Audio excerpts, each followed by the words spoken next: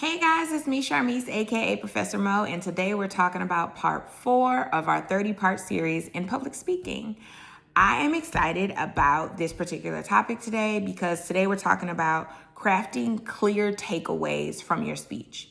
If you stand in front of your audience for 3, 5, 7, 10 minutes, they should have some takeaways from said speech, right? It's really important to prepare a speech. It's really important to figure out your why, your perspective. What are you getting up there to say? What is your vantage point? And I think once you decide that, you then have an opportunity to craft your speech. Outside of the introduction and the conclusion of your speech, the body of your speech is the meat. The meat of the speech is all the things that you're going to touch on and the points that you're going to echo in your speech. So I have seen speeches with not enough main points of information, and then I have seen speeches with an excessive amount of main points and information. And that just comes from maybe a lack of preparation, a lack of understanding, or maybe a lack of time management and just kind of like jumbling and throwing things all together. But it's really important to put the information in a format that the audience can understand. So the goal is for you to put together a couple of main points of information. The general amount of main points I would advise for most speeches is for 2 to 3 main points of information. Each main point of information is then supported by multiple sub-points of information. And those sub-points will carry the speech.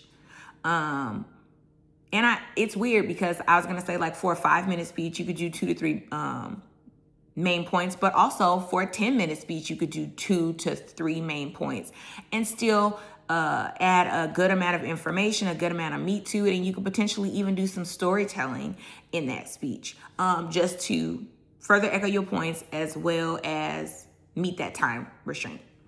So 2 to 3 main points should sustain your speech if you do it properly. A really good example is, we're going back to fruit from my last lesson.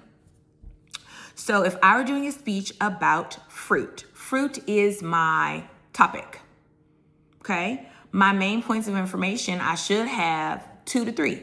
So if I were doing fruit, I would maybe I would define fruit and maybe glance over the types of fruit that there are. And then I would talk about the benefits of fruit. So that's the second main point. And then my third main point would be different ways you can eat it. Maybe I would talk about desserts, smoothies, putting it in a salad, or different snacks or things like that. I would maybe come up with 3 ways that you can consume said fruit. And then I would just fill each main point with sub-points of information to support the information that I would like to share.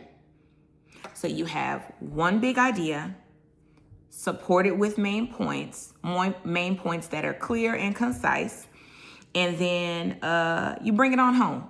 So again, my main point was, my topic was fruit. And that's kind of bare. I feel like I could have done a little bit better, but here we are. So my first main point is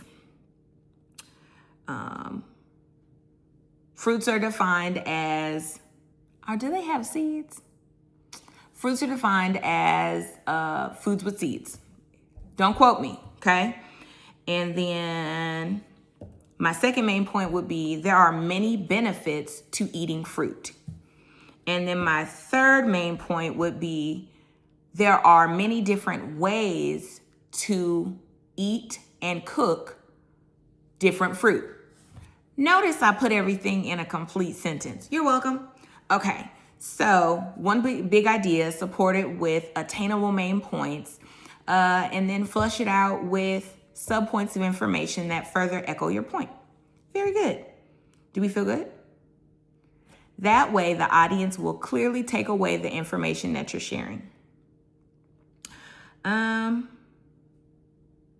Yeah, I feel good about it. Do you feel good about it?